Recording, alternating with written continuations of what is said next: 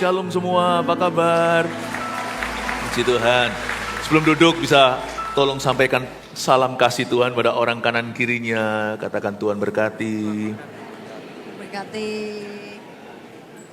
Silakan duduk, saya juga mau menyapa semua yang ada di Overflow, termasuk di GMS Tabanan serta Nusa Dua yang sedang menyaksikan. Ya, Tuhan Yesus memberkati, welcome home. Untuk setiap jemaat yang sudah tertanam, Anda adalah anak-anak visi di rumah ini. Kehadiranmu selalu membuat perbedaan setiap minggu.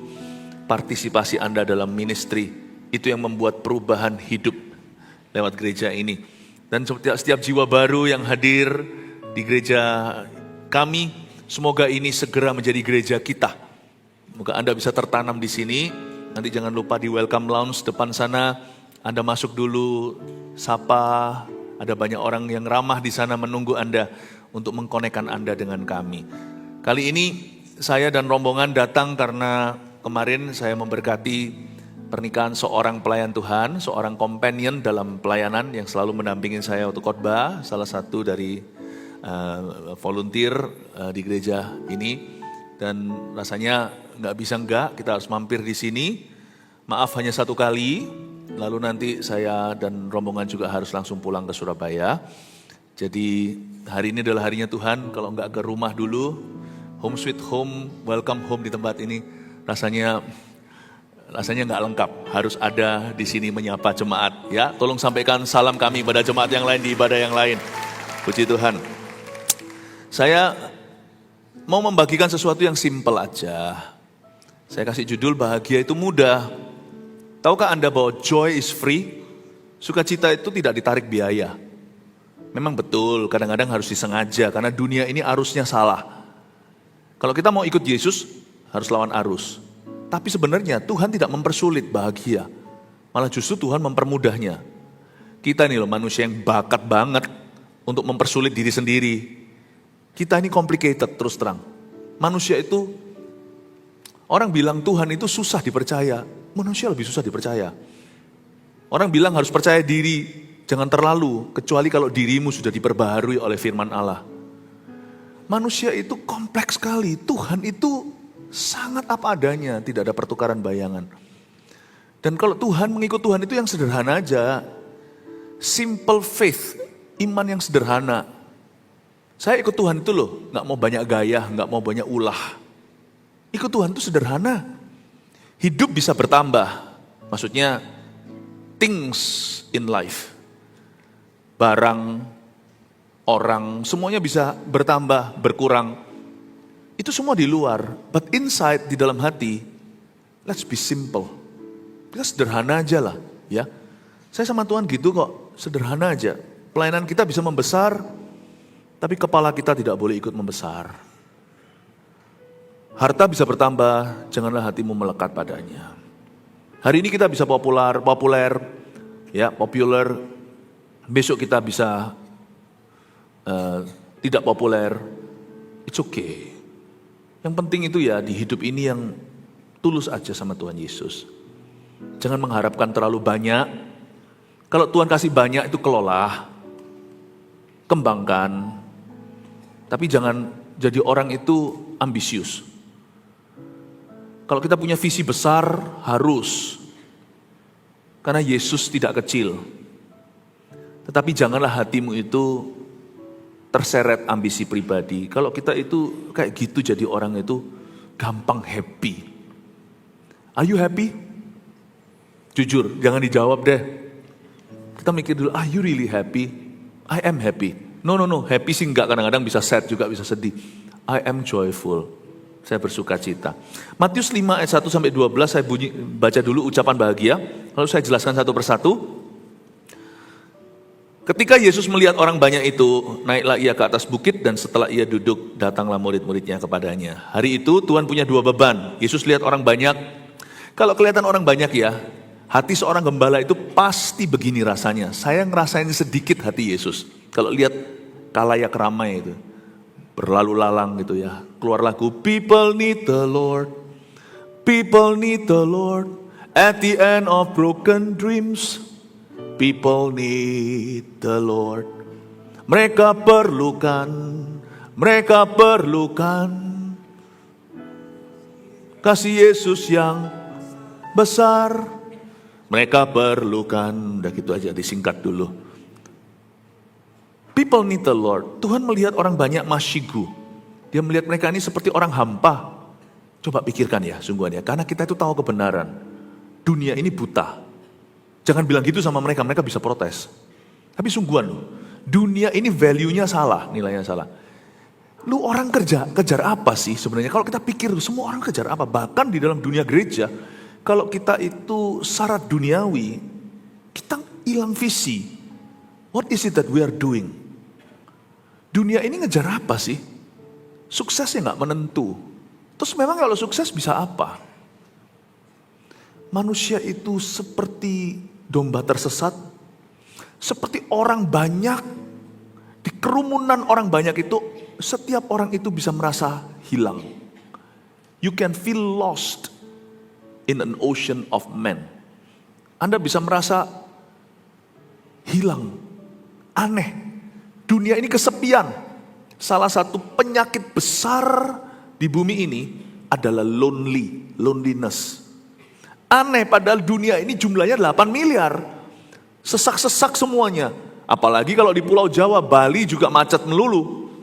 Kita itu di tengah lautan manusia, kok bisa rasa kesepian? Tuhan tuh melihat orang banyak, kasihan. Tuhan hendak mengajari hari itu di bukit. Tuhan mau kasih mereka pengajaran yang sangat-sangat mereformasi cara berpikir, cara merasa, dan paradigma manusia. Tapi Tuhan selalu mulai dengan murid-muridnya dulu. Kalau Tuhan ubah seseorang, dia selalu ubah muridnya. Dan datanglah murid-muridnya kepadanya. Yesus pun mulai berbicara dan mengajar mereka, katanya. Ayat 3, berbahagialah orang yang miskin di hadapan Allah, karena mereka lah yang punya kerajaan sorga.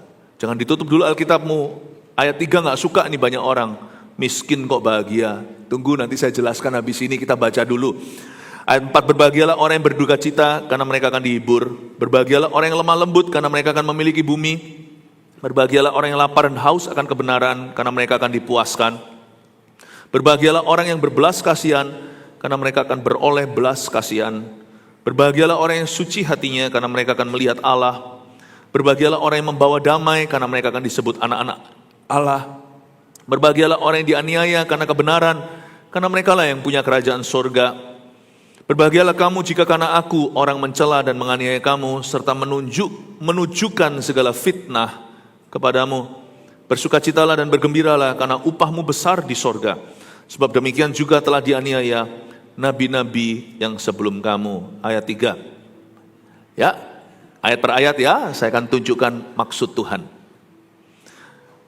Di dalam pengajaran yang sangat-sangat kontroversial di zamannya sampai hari ini pun banyak orang tidak mengerti kalimat-kalimat Yesus ini.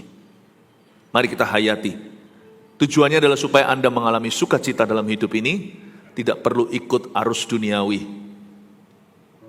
Berbahagialah orang yang miskin di hadapan Allah, karena mereka lah yang punya kerajaan sorga. Ini bukan berbahagialah orang yang miskin maupun kaya. Kaya miskin sama-sama miserable tanpa Tuhan, sama-sama payah kalau di luar Kristus. Orang bilang harta bisa buat bahagia, orang miskin berkata andai ku kaya, waktu mereka kaya, ginilah, jangan tunggu kau kaya, jangan tunggu kita kaya. Coba kita lihat orang yang kaya raya di dunia ini, are they happy? Sebelum kita menuju ke sana, halalkan segala cara, korbankan keluarga, teman pun dijual. Tuhan apalagi sudah dikhianati. Sebelum kita ke situ menempuh segala jurus, tunggu dulu, lihat bilioner-bilioner di dunia ini banyak tersenyum atau enggak? Saya enggak ngomong gini mematahkan semangat. Lalu ngapain kita kerja mati-matian? Ya tentu orang dalam dunia bisnis harus ada keuntungan. Tapi kalau itu tujuannya, it's not an end in itself. Itu bukan akhir segala sesuatu. Kalau itu ujung tombakmu, siap-siap nanti depresi. Karena bukan itu tujuannya. Bukan berarti kalau kita enggak pakai kalau kita enggak syarat perkara-perkara dunia, bukan berarti lalu kita telanjang pakai koteka, tidak pakai baju modern, tidak pakai kendaraan, bukan. Tapi don't put your heart Jangan taruh hatimu di situ. Kalau hatimu di sana, nanti jahat. Berbahagialah orang yang miskin di hadapan Allah ini bukan bicara soal materi. Karena disebut miskin di hadapan Allah. Itu attitude, itu sikap hati. Orang yang miskin di hadapan Allah adalah orang yang tidak punya spirit of entitlement bahasa Inggrisnya. Atau tidak gampang merasa berhak. Kalau kita itu hati-hati jaga hati. Dan kita tidak membiarkan hati kita liar lalu merasa berhak, hati itu gampang happy. Ini namanya orang yang low maintenance. Ini orang yang tidak perlu terlalu protokolir. Lain cerita kalau sana pejabat, ya harus. Misalnya seorang presiden sebuah negara, lalu habis itu tidak ada protokolnya, tidak ada penjaganya. Ada apa-apa dengan beliau, satu negara bisa sengsara, nggak bisa. Tapi biarkan itu bukan jadi pilihanmu atau kehendak hatimu, apalagi kerinduanmu. Miskin di hadapan Allah itu menganggap servis yang diberikan orang lain padanya hanyalah seperlunya dan untuk maksud-maksud yang profesional, bukan karena dia ingin merasa dirinya itu sesuatu, sebagai sesuatu banget. Miskin di hadapan Allah adalah orang yang jaga hatinya. Orang yang biasanya mengorting 20% treatment perlakuan untuk dirinya. Misalnya dia layak terima sekian, dia itu ekspektasinya, harapannya hanya diperlakukan 20% di bawah itu. Orang yang masuk ke satu ruangan, minta diperlakukan sebagai VIP, cenderung gak happy. Kalau sedikit disalahi. Tapi kalau orang datang ke suatu ruangan merasa kalau dia bukan siapa-siapa, tiba-tiba diambilkan makanan, dia akan merasa happy. Jadi mana lebih suka, mana lebih gampang bahagia? Orang yang nuntut lebih atau orang yang gak nuntut apa-apa? Gak nuntut apa-apa.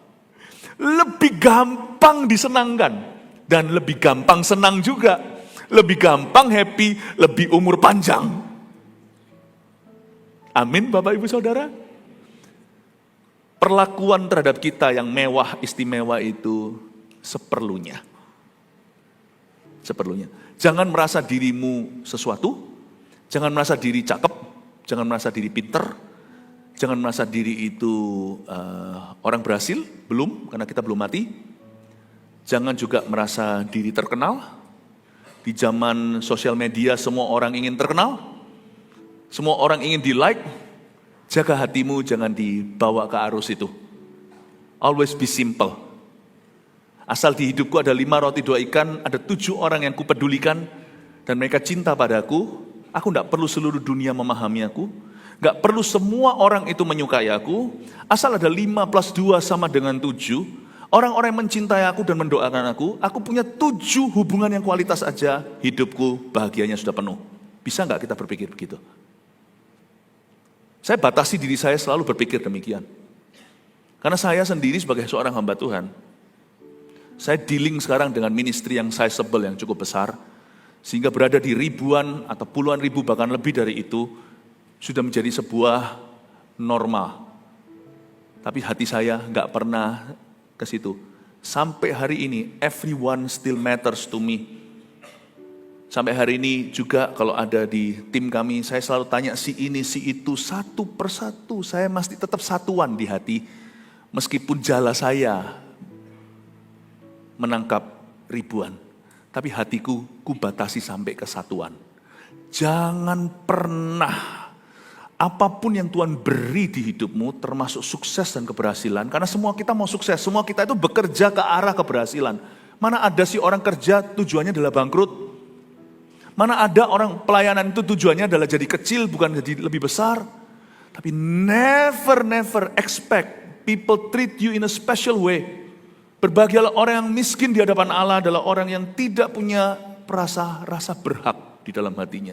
Sebab orang yang tidak menuntut, jarang menuntut, sedikit menuntut, bolehlah ada sedikit tuntutannya, sedikit menuntut, orang itu lebih gampang senang. Kami rasakan juga waktu kami pergi ke restoran, The Pot atau apa, bahkan ke kaki 5. Kalau pelayannya itu kurang apa, saya nggak biasa menyelamatkan diri sendiri tersinggungan karena kita sudah punya mentalitas di dunia komersial bahwa yang namanya customer itu customer atau yang namanya pelanggan itu adalah raja. Saya buang itu, saya Kristen di mana-mana, saya juga Kristen di restoran kok. Jadi kalau ada orang datang ngasih saya makanan, termasuk kemarin pada waktu pesta, saya kasih senyum, makasih. Saya rasa tidak berhak kok. Orang itu juga mamanya orang kok. Itu juga anaknya orang. Sama-sama anaknya orang, mamanya. Saya bukan mamanya orang, saya papanya orang. Saya tidak bingung gender. Nanti kalau dia salah dikit ya come on lah, nggak apa-apa lah. Kecuali kalau Anda manajernya, Anda berhak secara profesional untuk teter dia. Lu kok begini begitu. Tapi kalau kita pelanggan ya sudah lah. Emangnya kita marah bisa mengubah? Kita kasih masukan, monggo silakan. Tapi kalau misalnya dia buat kesalahan sedikit, saya bilang nggak apa-apa mbak, nggak apa-apa. Pernah sekali waktu naruh sesuatu, lalu habis itu dia tumpah gitu loh, lalu kesenggol saya. Aduh maaf pak, nggak apa-apa, nggak apa-apa. Untung saya nggak apa-apa, nggak apa-apa. Terakhirnya boleh minta foto nggak? Loh ternyata. Apa-apa, terima kasih. Jangan merasa berat, jangan merasa lebih tinggi. Just because apa yang kau pakai, atau siapa statusmu. Sama-sama anak orang. Sama-sama papa atau mama seseorang, sama-sama saudara seseorang. Come on, sama-sama Kristennya. Paham maksud saya, berbahagialah orang yang miskin di hadapan Allah. Tuhan suruh kita untuk jadi orang yang mawas diri. I hope ya, kita semakin tua, sukses itu beda-beda. Jangan iri sama sukses orang. Kita nggak perlu punya sukses orang kok. Karena orang semakin tinggi, anginnya semakin kencang. Nggak gampang. Jadi jangan kita itu berharap, oh andai aku jadi konglomerat. Atau andai aku punya pelayanan sebesar itu. Atau andai aku. Janganlah, udahlah. Setiap orang itu punya kapasitas. Tuhan tahu kemampuan kita, di titik tertentu kita jatuh itu Tuhan tahu. Jangan ngiri. Tapi belajar begini, semakin tua kita harus semakin happy. Saya melihat ya, satu tren yang sangat gila di dunia ini. Ini saya ingin ngajari kayak begini, supaya pelayan Tuhan di gereja ini, dan semua jemaatnya itu punya value. Kami tidak sedang membangun gereja yang gede-gedean. Saya nggak punya selera gede-gedean. Kalau gede-gedean hati, saya punya selera. We want to build a glorious church. Gereja yang kan layak disebut sebagai the bride of Christ atau mempelai Kristus. Bukan gereja yang megah-megahan di dunia. Ini semua hanya fasilitas. Suatu hari harus direnovasi. Suatu hari pasti nanti akan ada sipnya, ada kurangnya, ada ininya, lampu harus diganti. It's not this. This. Ini orang nggak ngerti. Nah, orang nggak ngerti kiranya sukses GMS ini adalah karena ini itu. No, it's not. Kami tidak akan pernah imingin Anda untuk bergabung di gereja ini demi posisi ministry, never. Di tempat ini Anda akan digembleng untuk jadi mempelai Tuhan. Saya harap Anda semua, tapi saya berharap sebagai gembala untuk melihat semua pelayan-pelayan Tuhan dan jemaatnya, semuanya itu jadi orang-orang yang happy. Karena orang Kristen yang gak happy itu sangat kontradiksi. Itu sama dengan garam gak asin gitu loh. Bali gak panas gitu loh.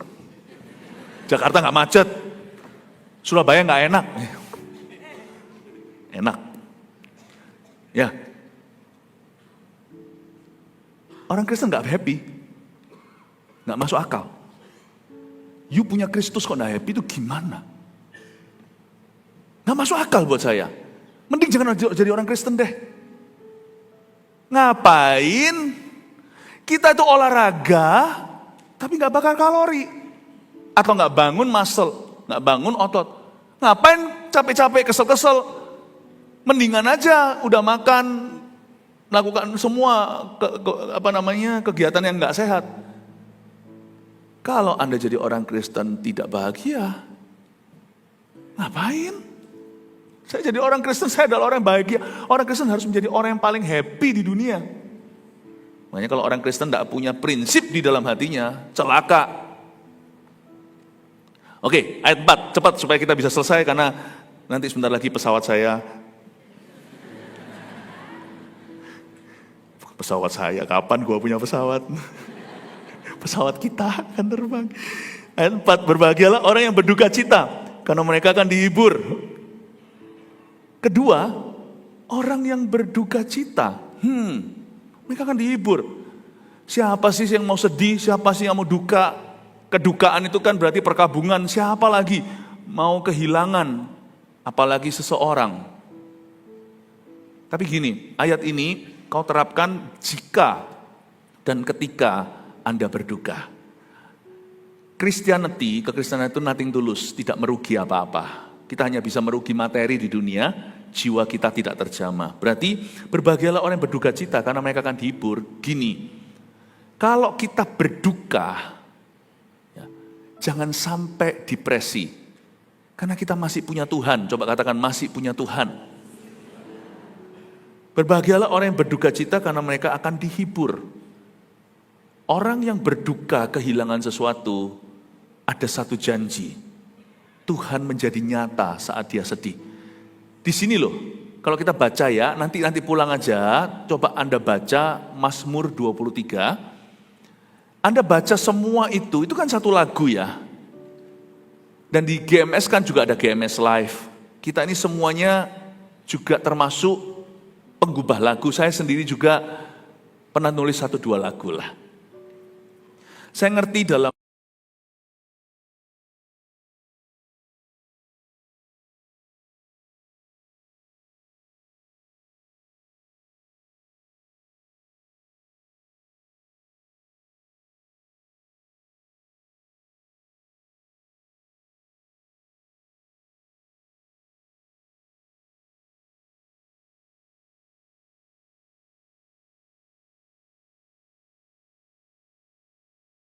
sembah dia Tuhan gitu ya. Tapi kalau kau ya kaulah Tuhanku, kaulah Rajaku, ku sembah kau Tuhan. Ada satu ketidakkonsistenan di Mazmur 23 dan itu dimulai dari kata ya. Even though sekalipun aku berjalan dalam lembah kekelaman, aku tidak takut bahaya sebab gadamu dan tongkatmu menghibur aku. Sejak ayat berapa? Ayat pertama, Tuhan adalah gembalaku, takkan kekurangan aku. Ia membaringkan aku, Ia menyegarkan aku. Ia. Lalu sekalipun lembah kekelaman muncul, berubah jadi tongkatmu dan gadamu. Tuhan jadi personal. Kalau tadi itu sebagai teori, dia, lembah kekelaman masuk, kau. Saya mau tunjukkan sesuatu. Orang yang berduka, kalau dia tetap pegang Tuhan dan tidak lepaskan Tuhan, Tuhan jadi semakin nyata di hidupnya. Kalau dulu kita tahu Tuhan karena orang berkata, karena kita di gereja dengar khotbah, sekarang kita alami. Waktu kita berduka, seperti Ayub kita berbunyi, dulu aku percaya karena sekarang aku sendiri, mataku sendiri melihat dia. Bapak Ibu Saudara, tidak ada orang yang mau mengundang penderitaan pasti datang.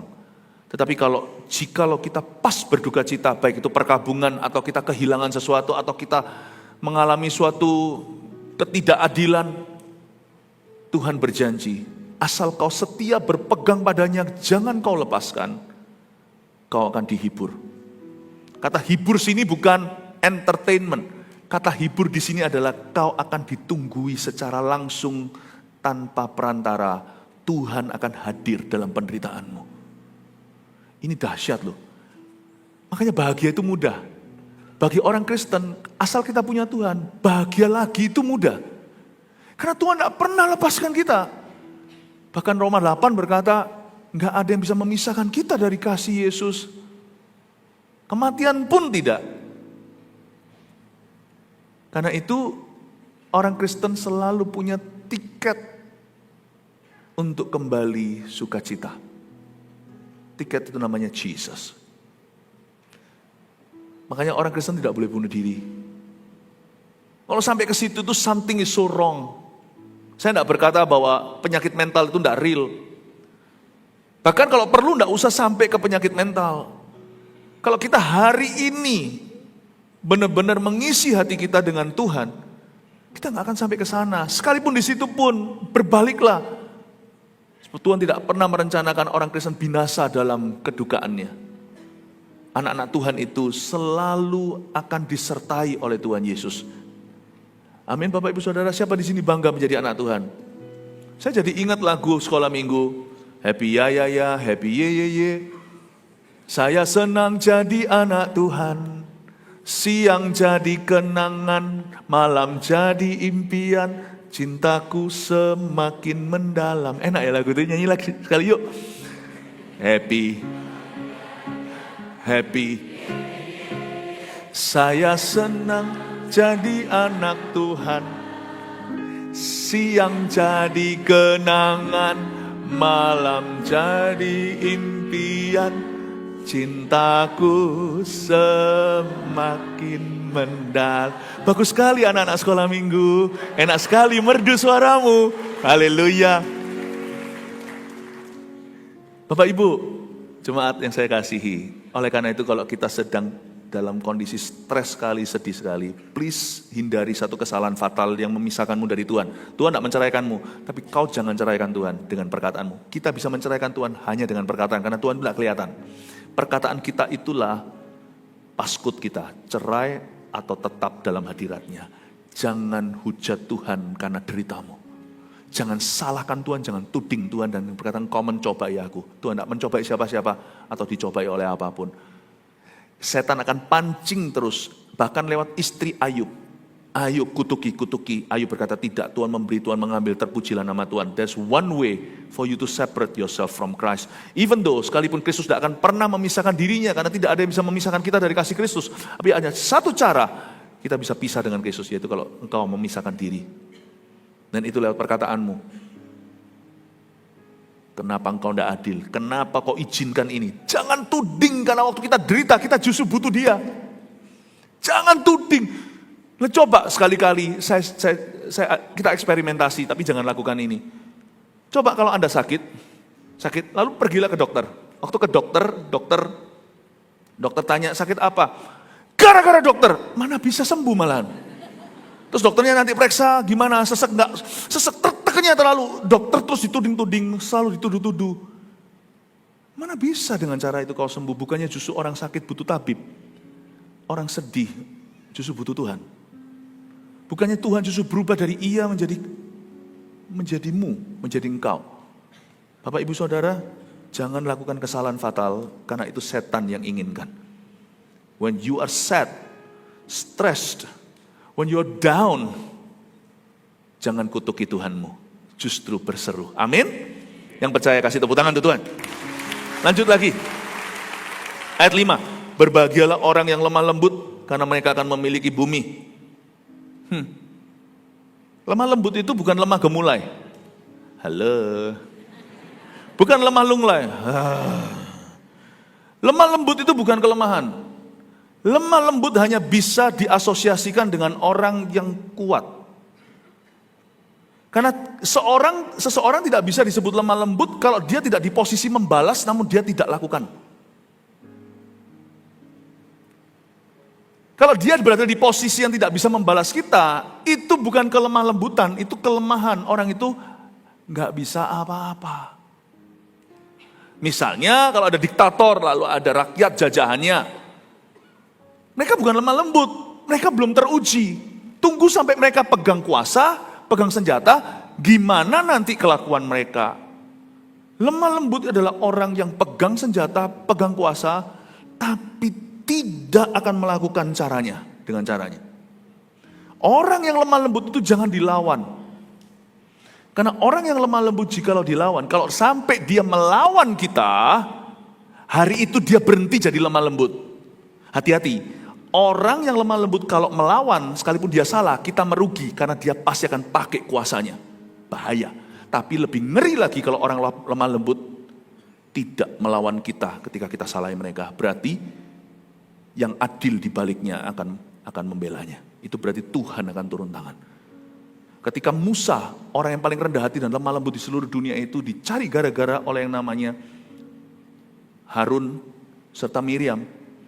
Tuhan yang muring dan ngamuk. Lalu habis itu dikustailah si Miriam. Langsung begitu Tuhan berkata, apa-apaan? Ketika Musa gak marah, hai Harun Miriam, hati-hatilah, you be careful. Tapi kalau Musa marah, sekalipun akhirnya dia salah, kalau dia pakai tongkatnya bukan bicara kepada batu itu, tapi pada batu karang yang teguh itu dia pukul sama tongkatnya, bum, keluar air. You be careful dengan tongkatnya. Kalau sampai tongkat itu dipukulkan Laut Merah, dia membelah, tongkat itu dipukulkan ke kehidupanmu, karena ada sesuatu yang buruk terjadi padamu. Tapi setelah sudah itu, Tuhan menghukum Musa, dia tidak bisa masuk ke tanah Kanaan. Orang lemah lembut itu susah dilawan. Kalau dia melawan kita, dia salah tapi kita rugi dulu. Kalau dia sampai tidak membalas kita, hati-hati, berarti pembalasanmu itu sudah giro berjalan, belum dicairkan. Pasti akan nanti kena dalam hidupmu. Siap-siap aja. Kalau ada orang lemah lembut, dan hidupnya lebih benar dari kita nyalahin, hati-hati aja. Your punishment is a certainty, sudah pasti. Just wait. Itulah sebabnya Alkitab mengatakan, bahagialah orang yang lemah lembut. Karena mereka akan memiliki bumi. Bahagia itu mudah. Jangan kau hitung perlakuan orang terhadapmu. Jangan hitung untung ruginya. Selalu ngomong gini ayat 5, asal hatiku benar sama Tuhan, aku tidak peduli. I don't care what others think. I don't care what they say about me. Enak orang yang bisa lakukan ayat 5 ini, panjang umur, stresnya kecil. Karena stres kita hanya stres yang perlu, stres pekerjaan misalnya, tantangan di depan, tapi kita tidak terganggu sama sekali dengan hal-hal lain yang tidak perlu kita pikirkan. Bahagia itu mudah. Gak usah masuk dalam pikiran orang.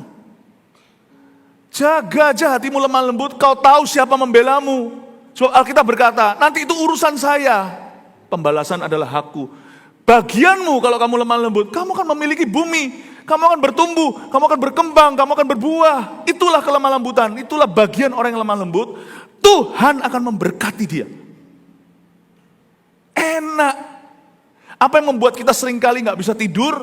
Bukan karena tantangan pekerjaan, terus terang. Kadang-kadang yang membuat kita gak bisa tidur adalah apa kata orang, perlakuan mereka. Dan kita menuntut keadilan.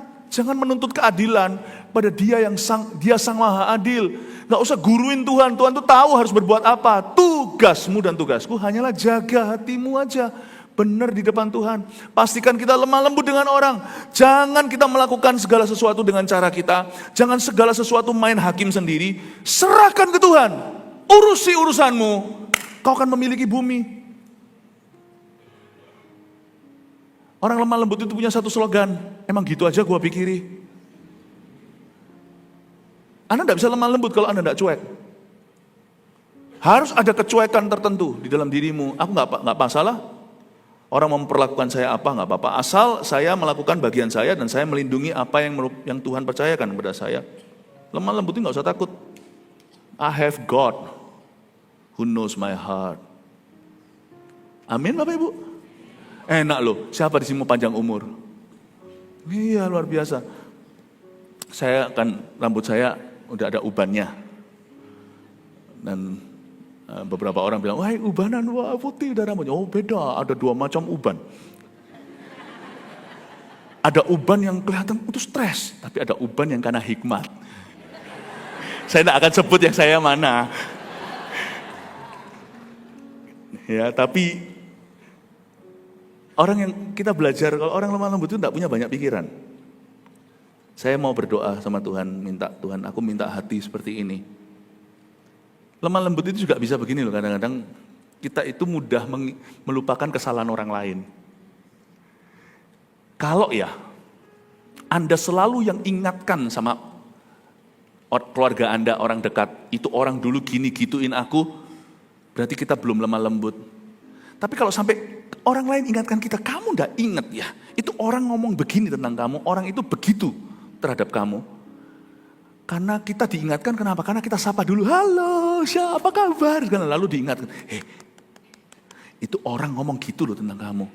Kalau sampai begitu berarti Anda masih ada lemah lembutnya. Semoga kita pikun akan kesalahan orang lain.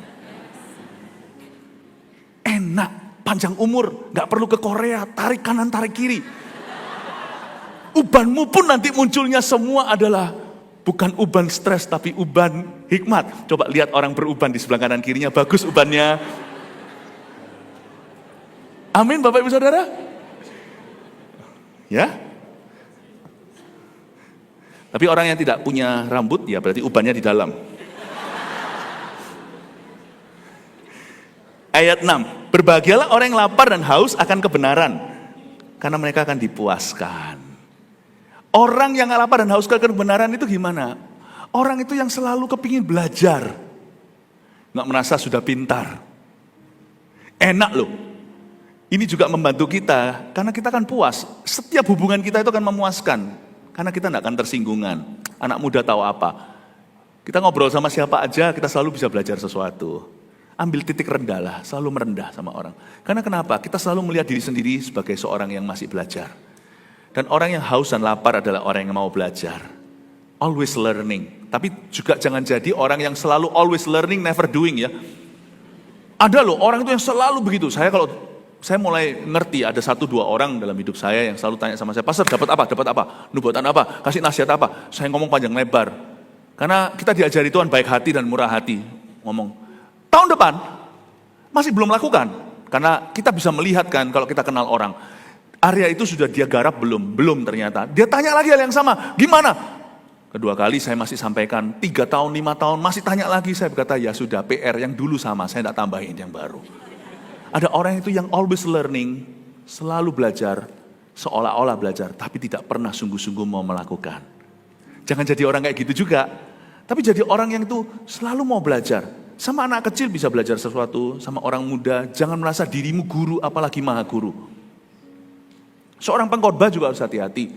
Seorang pengkhotbah, ingatlah bahwa Anda menguasai ketika Anda sampaikan firman misalnya, tapi bukan berarti Anda turun dari mimbar ini, setelah Anda dipakai oleh Tuhan, lalu setelah itu Anda tidak bisa belajar dari siapapun juga.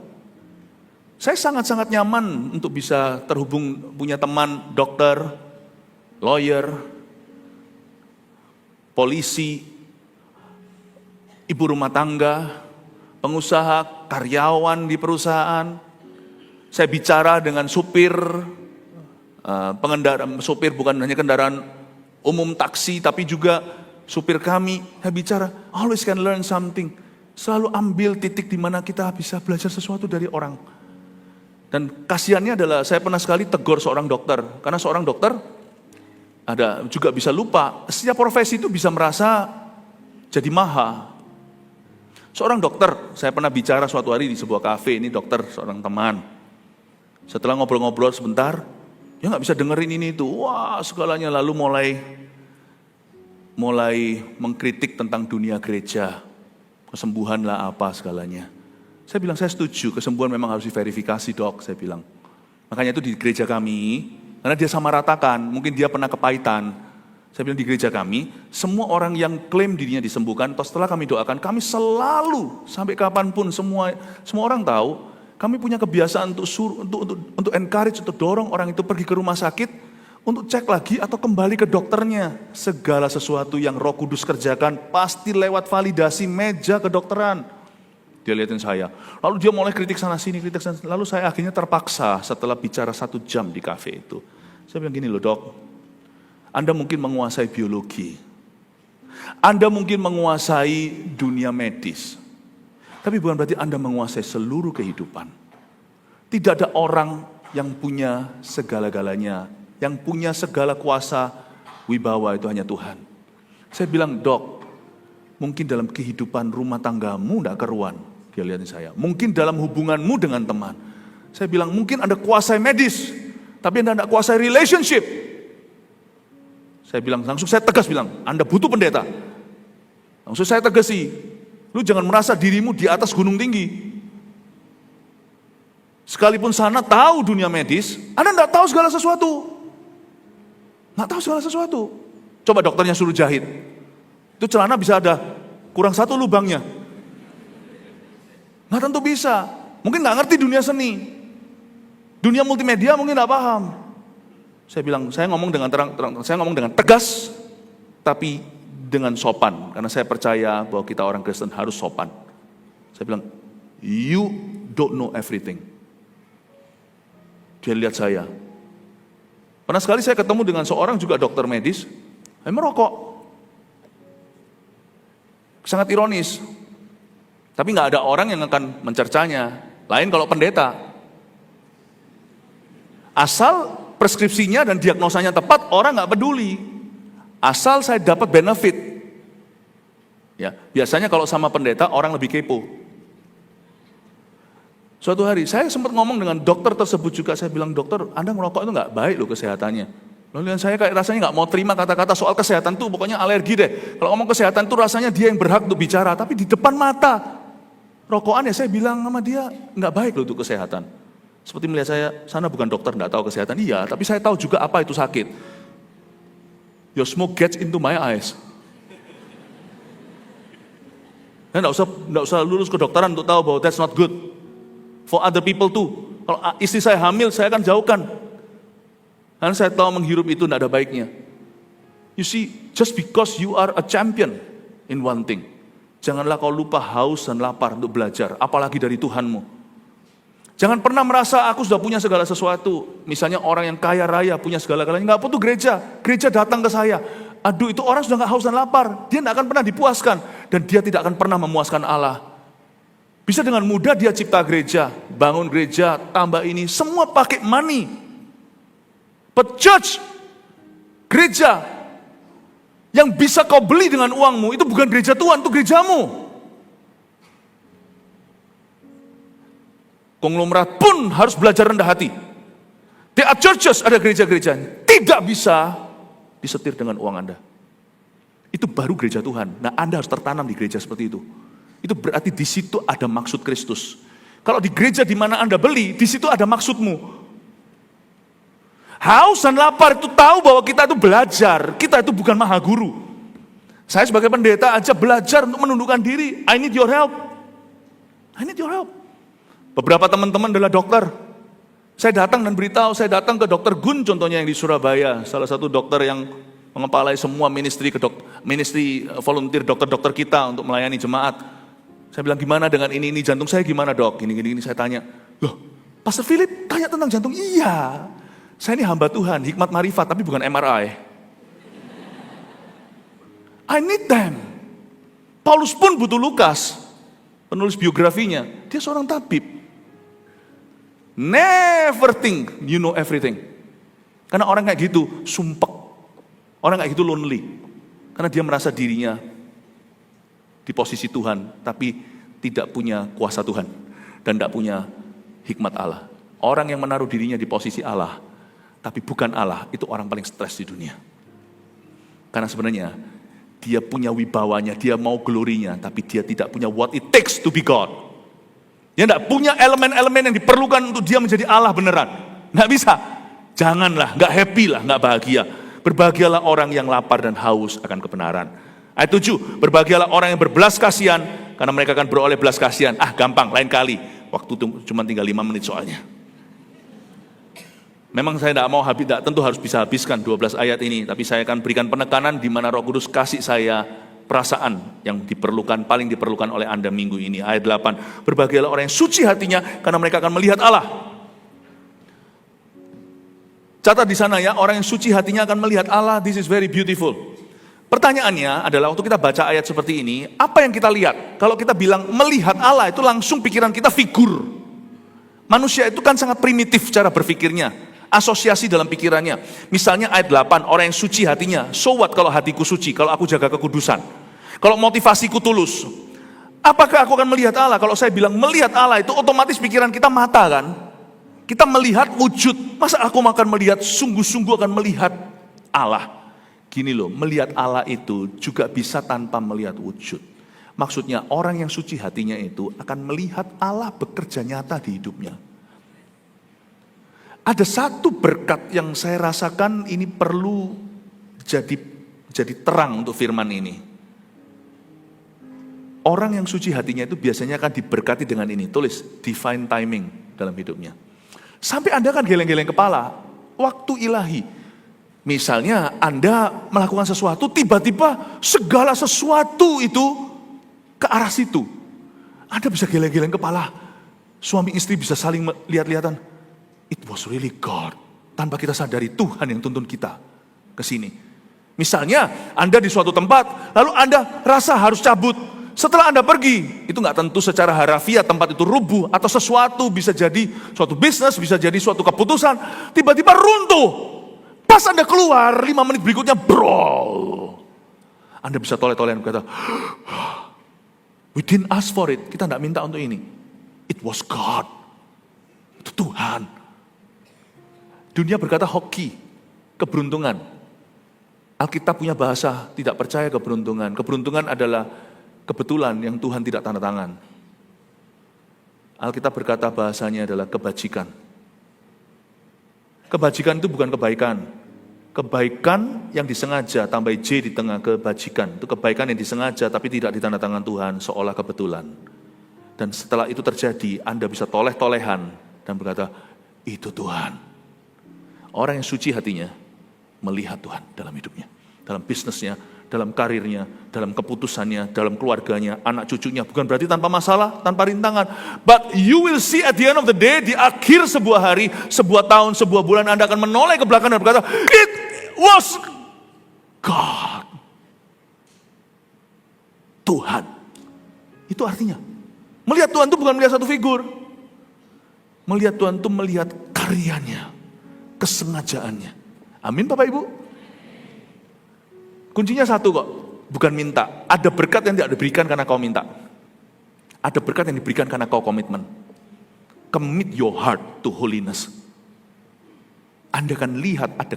Memang ada manusia itu kemalangannya banyak, orang benar kemalangannya banyak, tapi Tuhan luputkan dia dari semuanya. Orang benar 7 kali dia jatuh, 7 kali dia bangun. Maksud saya begini, bukan berarti kita itu tanpa kemalangan, oke? Tapi tidak ada keapesan. Kita bisa mengalami kemalangan. Artinya mengalami rintangan lalu Tuhan tolong kita. Alkitab penuh dengan cerita seperti itu. Misalnya Nehemia, misalnya Esther, misalnya Mordekai, misalnya Ruth. Ada banyak kemalangan tapi selalu ujungnya itu bukan hanya happy ending, tapi Christ ending. Selalu ada endingnya itu penyertaan Allah. Kalau Anda renungan sungguh-sungguh, bedanya dengan orang-orang fasik adalah kemalangan akan meruntuhkan mereka. Orang Kristen, orang yang menjaga hatinya suci, bukan hanya Kristen doang. Kalau Kristen KTP percuma, orang yang sungguh-sungguh Kristiani di dalam walk, dalam perjalanan hidupnya, dalam keputusannya, orang itu tidak akan pernah mengalami satu hal ini, tidak akan pernah mengalami keapesan karena ditinggal oleh Tuhan. Dia bisa mengalami kemalangan, tapi karena Tuhan setir hidupnya akan menjadi kemenangan. Your greatest test could be your greatest testimony. Ujianmu terbesar dalam hidup ini bisa menjadi kesaksianmu paling besar pula. Itulah bedanya orang fasik dengan orang benar. Maleakhi katakan, aku akan membuat perbedaan di akhir zaman antara orang fasik dan orang benar. Fasik itu bukan kafir. Kafir itu tidak punya Tuhan. Fasik itu pura-pura punya Tuhan. Orang yang fasik dan orang yang benar akan ada perbedaan. Yang satu Allah akan membuat dia bahagia.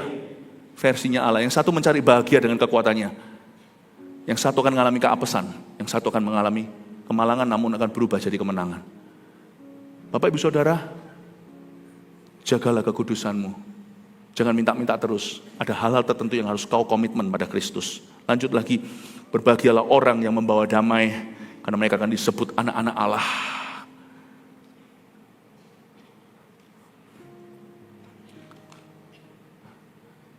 Dalam waktu 20 detik. Gimana saya menjelaskan ini? Gini wis, berbahagialah orang yang membawa damai, karena mereka akan disebut anak-anak Allah. Renungkan, dalam masalah dengan sesama, apakah Anda menjadi bagian dari solusinya, atau Anda menjadi bagian dari masalahnya? Anda kerap kali kita ini yang mempermasalahkan, atau kita yang dipermasalahkan? Mendingan kita selalu berada di sisi yang dipermasalahkan, daripada yang mempermasalahkan. Oke? Kecuali kalau kita yang menimbulkan masalah lalu cuci tangan. Bapak Ibu Saudara, kalau misalnya saya dipakai Tuhan, diberkati Tuhan, lalu Anda hilang damai sejahtera karena saya berbuah, saya tidak bisa kembalikan damai sejahteramu. Karena itu bukan urusanku. Paham maksud saya? Tapi di dalam hubungan kita dengan sesama kita, apakah kita itu selalu senantiasa butuh didamaikan? Karena kita yang salah. Misalnya di dalam satu ruangan, apakah kita itu Shinchan? Apa kita itu troublemaker-nya? Kita provokatornya? Kita yang membuat hubungan itu keruh kanan kiri. Gosiper contohnya. Atau kita dalam suatu ruangan, kalau ada apa-apa di ruangan itu, selalu orang itu datangnya ke kita untuk mendamaikan sesama. You and me tipe yang mana? Kita itu pembawa damai, atau kita yang senantiasa butuh didamaikan? Lain cerita, jikalau Anda berhasil, Tuhan mengurapimu, memakaimu, orang lain gak damai karenanya, itu urusan mereka. Karena Anda tidak bisa jaga damai seluruh dunia. Anda hanya bisa berbuah. Lain ya itu ya. Yang ini dulu, dalam kasus-kasus normalnya, ketika kita bertikai dengan sesama atau kita berurusan sehari-hari dengan orang, apakah kita itu selalu tipe orang yang harus didamaikan dengan sesama kita? Atau kalau ada apa-apa, sudah terkenal nih, orang itu yang bisa damaikan orang-orang dengan sesamanya. Kalau kita tipe yang kedua, yang selalu mendamaikan orang kepada sesamanya, mereka akan disebut anak-anak Allah. Meskipun anak-anak Allah juga tidak bisa menjaga damai dunia, karena banyak anak Tuhan, ya, sekalipun mereka hidup baik dan benar, tetap mereka akan disalah ngerti, tetap mereka akan dibenci. Lihat Yesus, lihat para nabi. Tetap kita tidak bisa please everybody, kita tidak bisa menyenangkan semua orang. Jangan boro-boro, nggak usah belan-belani untuk menyenangkan semua orang. Hidupmu terlalu singkat, you don't have to please everybody.